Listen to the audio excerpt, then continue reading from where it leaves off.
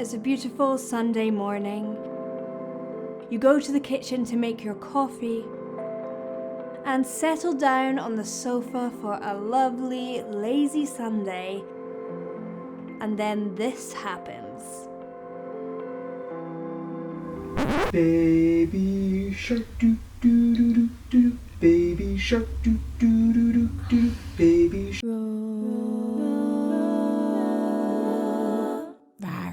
If you have ever been near a child ever, the sound of the words baby shark will be enough to have you running out of the room, covering your ears. Well, that annoying song has another name. An earworm. 90% of us experience them several times a week, a quarter of us several times a day. But what are they, and how do we get rid of them? Well, neurologist Oliver Sacks wrote in his book Musicophilia that earworms are a clear sign of the overwhelming and at times helpless sensitivity of our brains to music. Earworms are musical memories on loop, repeating over and over again rather than running to completion, an involuntary musical thought that arrives without permission and refuses to leave. The more you concentrate on trying to get rid of them, the more persistently they can stay. For some people, the earworm incorporates a whole instrumentation. I am one of those people. And for some people, it's just a melody. Either way, an earworm generally consists of a melodic section, whether it's a guitar hook or a vocal line. So what is it about this melody that makes it so catchy? Songwriters take note. A 2016 study analysed the melodies of earworms and found they had some things in common. They are about 15 to 30 seconds of melody, they have an up-tempo beat, they have an unresolved melody section that allows the song to loop and repeat. The lyrics are often repeated. Chord structures and melody tend to be a little generic and are repeated too, but with a little bit of novelty, so it could be an unexpected shift of pitch or some really fun lyrics. In short, earworms have to feel familiar, but slightly surpass what you think a song should be. That's why Baby Shark is the perfect ear shark. So, if earworms have the same structure, do we all have the same earworms? Well, no. In a study where they asked 5,000 people what their earworms were, they found that although songs that were being played currently on the radio a lot did come up a little more often, songs generally didn't come up more than once. So our earworms are really diverse. Why is that? Earworms are reported more in people who sing or play regularly, and definitely in people who think that music is an integral part of their life. And one study found that earworms have to be heard at least 2 times to become an earworm, to become stuck in the brain. The more you hear a song, the more likely it is to become an earworm, and because we listen to our favourite music more than music that we don't like, our earworms are defined by our musical taste. However, the earworm is a fickle beast, and in our modern world, we hear music all the time, everywhere, on TV, on the radio, adverts, even in elevators. And this means that really anything can now become an earworm if you hear it enough. Some of the most common earworms include Don't Stop Believing by Journey, Bad Romance by Lady Gaga, and the really aptly named Can't Get You Out of My Head by Kylie Minogue. There has to be something subconscious going on there. So music is all around us, but where are the most common places to catch an earworm? Earworms love to sneak in when the brain isn't working very hard, doing a monotonous task or daydreaming. They can even burrow in when we're sleeping. Many people report waking up with a song in their head. Live music is also much more likely to burrow its way into our brains, and there's many theories as to why this may be. It could be because you have to focus on the song or the action of singing along. It could be because you're physically present and it's both a visual and auditory experience, which makes it stick in multiple parts of the brain. And it also could be because live music is a really beautiful emotional experience, and things that are emotional to us stick in our memory all the more clearly. However, the majority of studies have reported more coincidental triggers for earworms, whether it be recently hearing a song or a memory association with people or sights or sounds, and even emotions. So do you have a bewilderment earworm or a rage earworm? No. This makes sense for most of us, as music is so deeply connected to our emotions. And it's emotional connection that make memories really, really stick. So, of course, if a song is related to a particularly emotional experience or a strong memory, then it's more likely to pop up as an earworm. It will come up when you remember an event, or even when you think about an event in the future and you're excited about it. So, if you're thinking about going to see a band that you're really excited about, it's really likely that one of their songs will become an earworm in your mind. This emotional link might be why the songs that we don't like also get stuck in our head.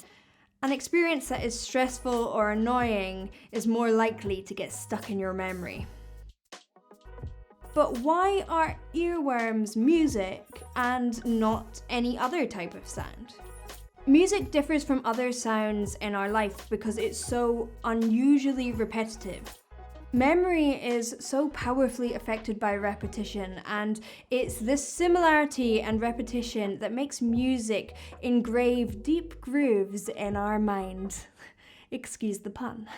But there is a little more to it than that, and to understand fully, we need to know a little bit more about this wonderful woman called Bloomer Zygarnik. Now, she was a 20th century psychologist who realized that when waiters were taking orders, they would remember the order until the order was complete, and then it disappeared. That memory was gone.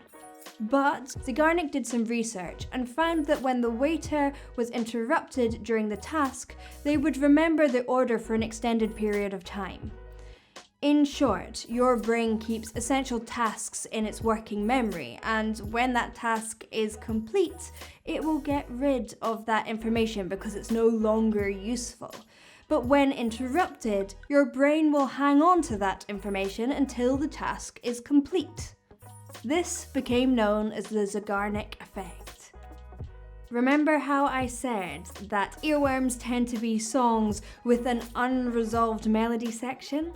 Well, melody is actually really interesting because unlike speech and other noises, it is a sequence of notes that your brain can anticipate and complete. So, for example, Baby Shark.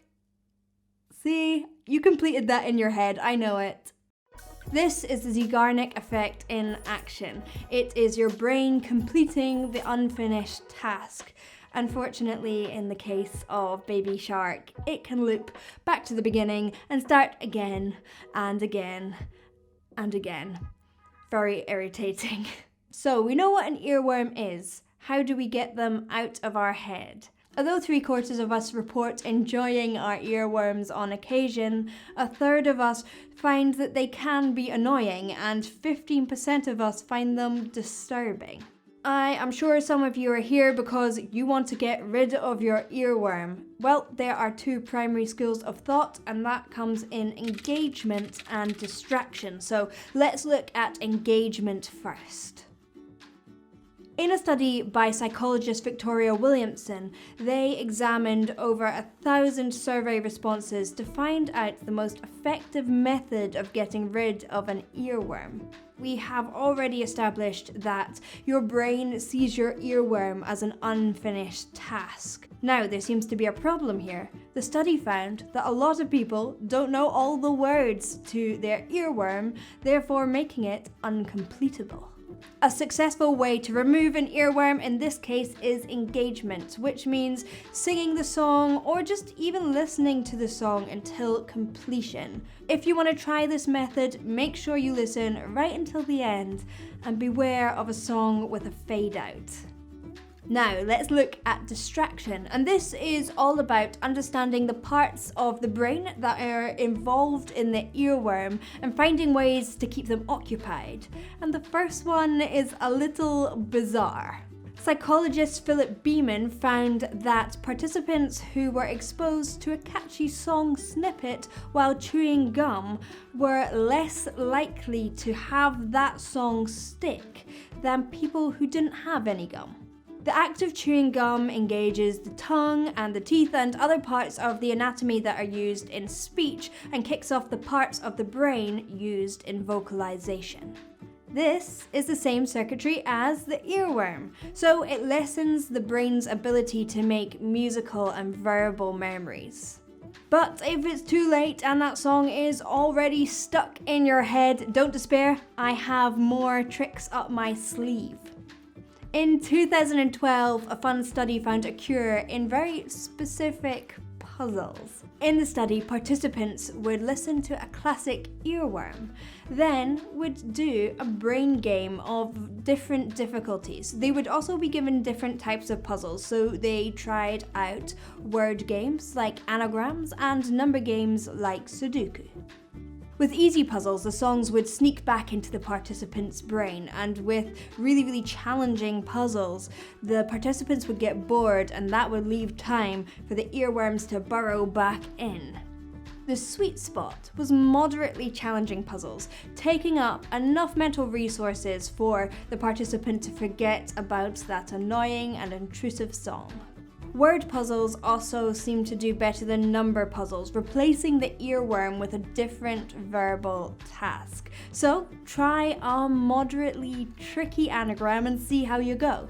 And if that doesn't work, try something else that might occupy that verbal part of your brain, like reciting a poem or reading a book or just having a nice chat with someone.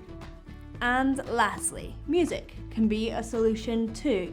It's pretty difficult for our brain to cling on to two melodies at once. So distracting the parts of your brain involved with music is often the most effective way.